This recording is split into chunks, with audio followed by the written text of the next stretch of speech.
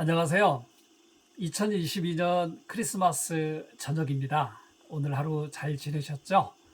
아마도 제 주변에 있는 분들은 대부분이 기독교인들이기 때문에, 그리고 목회자나 신학자들이 많기 때문에 오늘 하루 교회에서나 또 다양한 기관에서 또 가족들끼리 분주한 하루를 보내셨을 것 같아요.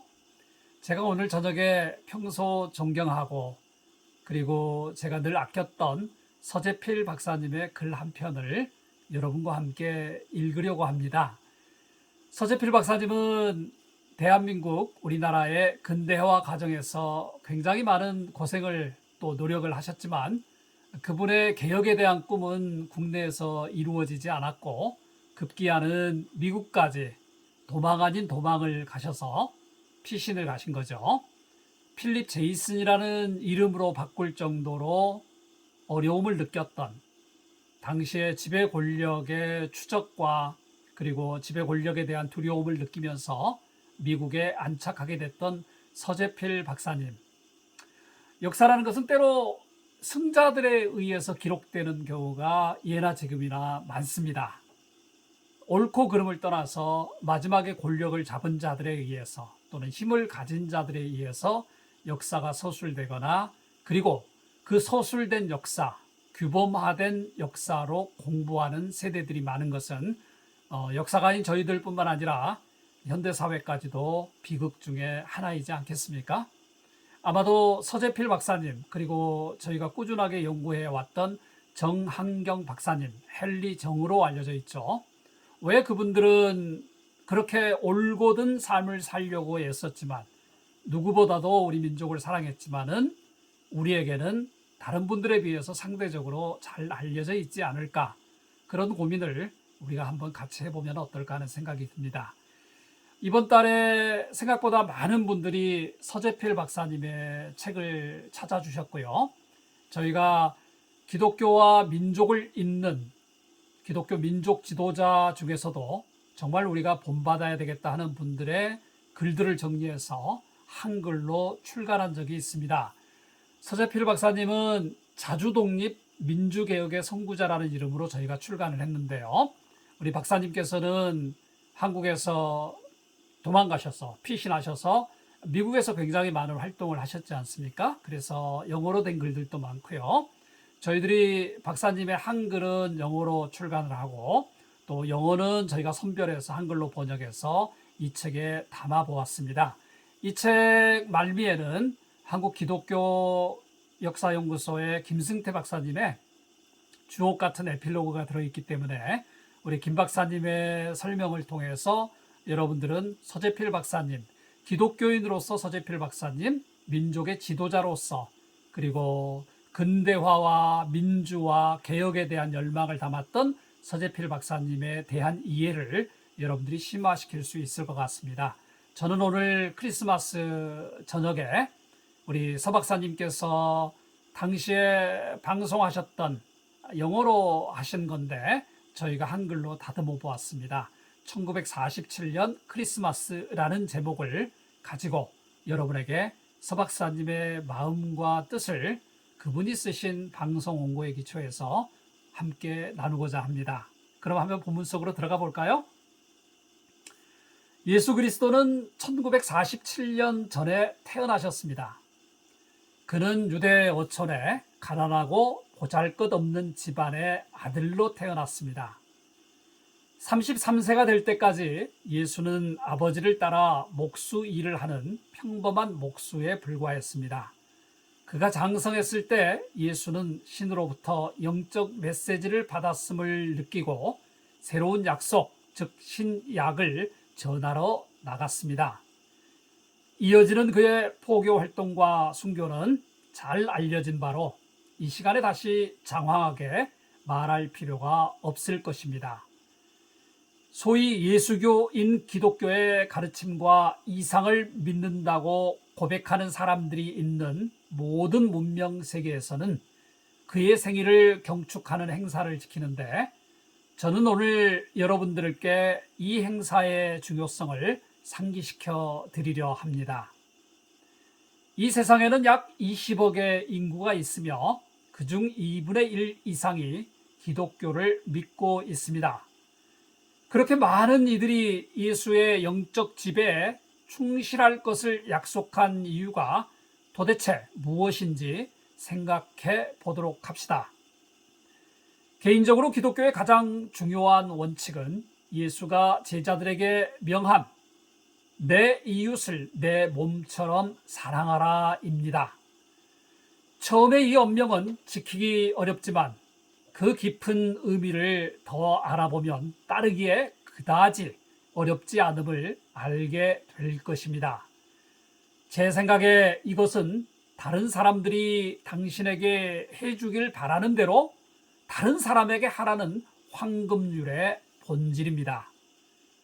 우리 모두는 사랑과 증오, 선망, 질투, 그리고 그 밖에 우리를 불합리하고 불공정하게 만드는 여러 가지 감정을 가지고 있습니다.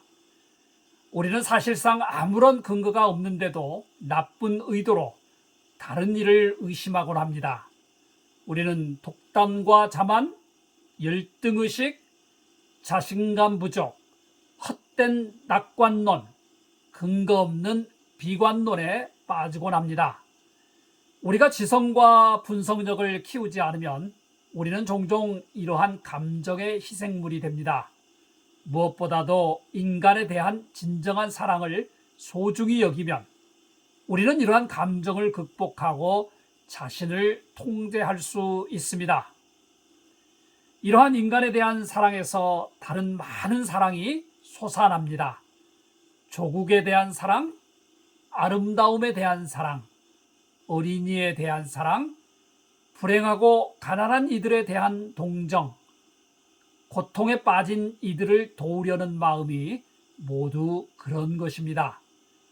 삶을 가치 있게 만드는 이 모든 것들에 대한 사랑이 없는 사람이라면 위대한 스승을 따르고 있다고 말할 수가 없습니다. 또한 실제적인 관점에서 사랑은 전염성을 지닙니다. 여러분이 다른 이들을 사랑하면 다른 이들도 여러분을 사랑할 수 있을 것이고, 마찬가지로 여러분이 다른 이들을 미워하면 여러분도 그들의 증오의 대상이 되기 쉽습니다. 누구라도 다른 이들로부터 미움을 받고 싶어 하지는 않으리라 생각합니다. 우리 모두는 사랑과 존경을 받고 싶어 하며 그것은 여러분 자신의 행동과 사고에 의해 얻을 수 있는 것입니다. 축하연과 파티를 열고 카드와 선물을 교환하면서 크리스마스를 축하하는 것은 세계 많은 곳에서 관례가 되었습니다. 이러한 관례는 우리 삶을 더 즐겁고 기쁘게 만들어주기 때문에 아주 좋은 것이지만 진정한 정신적 중요성을 가지고 있지 않습니다. 크리스마스를 축하하면서 우리가 명심해야 할 것은 예수의 가르침을 통해 우리가 인류의 당위성과 아름다움을 알게 된다는 사실입니다. 우리가 인간을 사랑하면 우리 동포와 친족, 가족을 더 헌신적으로 깊이 사랑하게 됩니다. 이런 사랑은 어떤 보답을 기대하지 않습니다. 우리는 증오하는 것보다 사랑하는 것을 옳다고 느끼고 또 그것을 좋아하기에 사랑하는 것입니다. 이 방송을 듣는 청취자 여러분이 기독교이든 다른 종교를 믿든 이러한 커다란 가르침의 철학이 지닌 위대함에 감명을 받기를 바라며 여러분 가운데 누구라도 그 개념을 따른다면 즐거움과 행복, 평화로 가득한 삶을 살게 될 것입니다. 1948년은 한국의 역사에서 주목할 만한 시기가 될 것입니다. 앞으로 12개월 동안 이 나라의 미래가 좋게 될 것인지 나쁘게 될 것인지가 결정될 것이며 이 결정은 한국인 스스로 내리게 될 것입니다.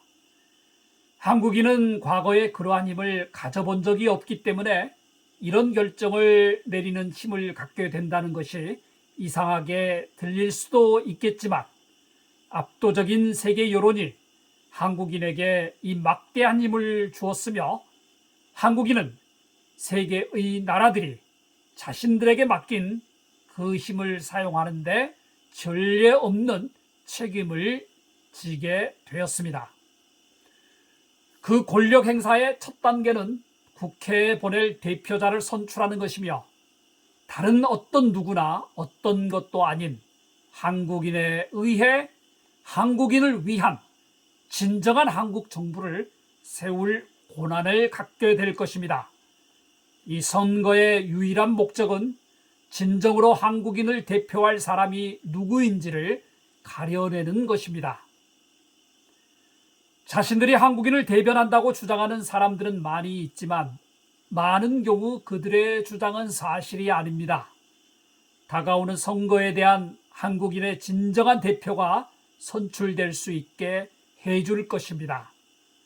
국민의 대표 기구가 선출되면 이 기구는 국가를 현대 민주국가의 형태로 재건할 고난을 갖게 될 것입니다. 따라서 짧은 기간 안에 한국인은 국민을 대변할 고결한 인격과 능력을 갖춘 사람을 선출함으로써 자신들이 원하는 정부의 형태가 무엇인지를 말하게 될 것이 자명합니다. 이러한 힘이 지금뿐 아니라 후세에게도 전수되도록 하기 위해 나라를 사랑하는 모든 국민은 오직 뛰어난 인격과 능력 그리고 투철한 애국심을 지닌 사람에게 표를 던져야 합니다. 그것은 개인의 문제도 한 정당의 이해관계와 관련된 문제도 아닙니다. 그것은 국가 전체의 중요한 이해관계와 관련된 것입니다. 그러므로 투표를 할 때는 정당의 이익이라는 모든 개인적인 관심사는 제쳐두고 한국을 탄탄한 기반 위에 세워서 다른 많은 나라들이 누리고 있는 축복 속에 우리의 후세를 살 수 있게 해줄 사람에게만 표를 던져야 합니다. 이 내용은 1947년 그리고 1948년 라디오 방송문 중에서 저희가 정리해서 한글로 번역을 해보았습니다. 지금부터 거의 70년이 넘는